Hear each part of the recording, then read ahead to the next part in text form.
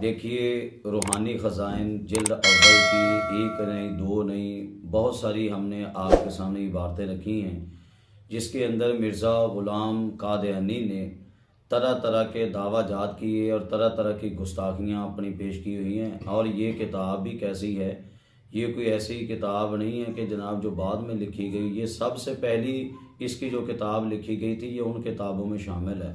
जब इतनी पहली किताब में इसकी इतनी गुस्ताखियाँ हैं, इसके इतने मामलात हैं, तो बाद वाली जो जिल्दें हैं या बाद वाली जो किताबें हैं, उसमें किस किस तरह की इसने गुस्ताखियाँ की होंगी, आप हैरान रहते जाएंगे जैसे जैसे सुनते जाएंगे।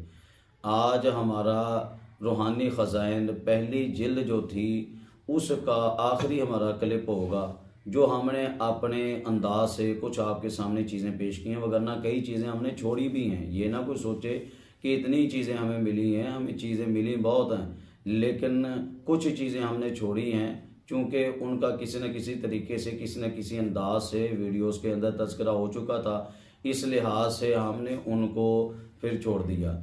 लेकिन तकरीबन हमने मेन जितनी अशिया हैं वो आपके सामने बयान की हैं। जिन्होंने आज तक हमारी वीडियोस को नहीं सुना, उनको चाहिए कि ये मुकम्मल वीडियोस जो रूहानी ख़ज़ाइन के सारी हकीकतों को हमने बयान किया, उनको चाहिए कि इनको समाअत करें।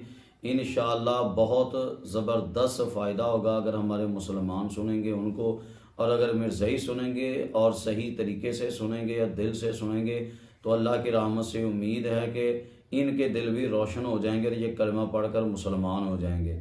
आज आखिरी क्लिप है, इसका सफ़ा नंबर रूहानी ख़ज़ाइन का 673 है, जिसमें मिर्ज़ा ग़ुलाम कादियानी ने जाते जाते इस जिल्द के इख्तिताम पर भी इसने जनाब अपनी चबलें मारना ना छोड़ी। इसने अपनी तरफ से जो गलत किस्म की तावीलें, गलत किस्म के जो दावाजात थे वो करने ना छोड़ी। इसीलिए कहा जाता ना कि चोर जब जाता है तो अपना कुछ ना कुछ असरात छोड़ कर ही जाता है, जिससे उसकी चोरी का पता चल जाता है।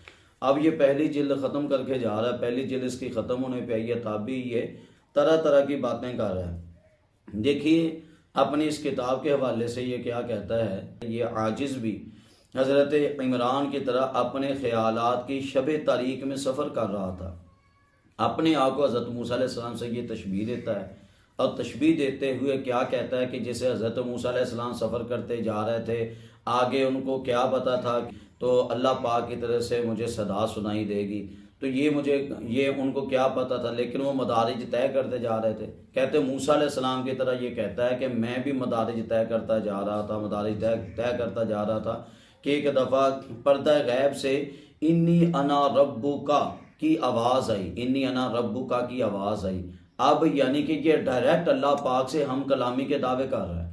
अब कोई कहे कि नहीं, ये मिर्ज़ा ग़ुलाम कादियानी ने कोई इस तरह की बातें नहीं कही, कि उनको चाहिए कि ज़रा अपनी आंखें खोलें, अगर नहीं नज़र आता को 10, 12 को 15 नंबर का को चश्मा लगाएं, ताकि तुम्हें नज़र आए कि इस बेईमान ने किस किस तरह की गुस्ताखियाँ की हैं। मुझे आप लोग बताओ जो मुझे सुनते हो, क्या को आज के दौर में अल्लाह पाक किसी से हम कलाम हो सकता है? को नबी पाक के बाद अल्लाह पाक किसी से हम कलाम हो सकता है?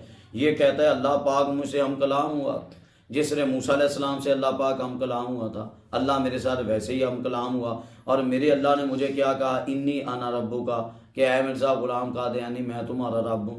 अब क्या ये दावा नहीं कर रहा नबूवत का? क्या ये कलीमुल्लाह होने का दावा नहीं कर रहा? क्या ये अपनी तरफ से जनाब झूठ नहीं कर रहा?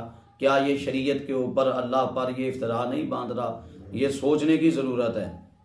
और इसी तरह आगे देखिए ये क्या कहता जा रहा है, कहते हैं कि और ऐसे असरार ज़ाहिर हुए कि जिन तक अकल और ख़याल की रसाई न थी, सो अब इस किताब का मुतवल्ली और मुहतमम ज़ाहिरन व बातिनन हज़रत रब्बुल आलमीन है। यानी कि इसने कहा ये जो मैंने पहली जिल्द लिखी है ना आपके सामने, ये जो मैंने किताब लिखी है, ये किताब मुझसे अल्लाह ने लिखवाई है। अस्तग़फिरुल्लाह। जिस किताब के अंदर झूठ भरे हुए हैं, जिस किताब के अंदर अल्लाह पर बहतान बांधे गए हैं, जिस किताब के अंदर अल्लाह के नबियों पर बोहतान बांधे गए, नबी पाक पर बोहतान बांधे गए। जिस किताब के अंदर इसने दावा नबूवत किए, तरह तरह के गलत किस्म के इसने दावा जात किए, कहता है ये किताब मुझसे अल्लाह ने लिखवाई। लानतुल्लाह अलल काज़िबीन, कितने बड़े ये झूठ बोल रहा है। अल्लाह पाक इसके शर से उम्मत को महफूज फरमाए। अच्छा, फिर आगे देखिए, आप सारे जानते हैं कि सारी उम्मत पर एहसान किसका है? नबी पाक का। अल्लाह क्या फरमाता है? लक़द मन्नल्लाहु अलल मुमिनीना इज़ बअस फ़ीहिम रसूला। नबी पाक हैं ही ऐसे, नबी पाक को भेजकर अल्लाह पाक एहसान जतला रहा है, और नबी पाक का एहसान सारी दुनिया के ऊपर है, और नबी पाक की ही वजह से ये सारी कायनात तख्लीक हुई है।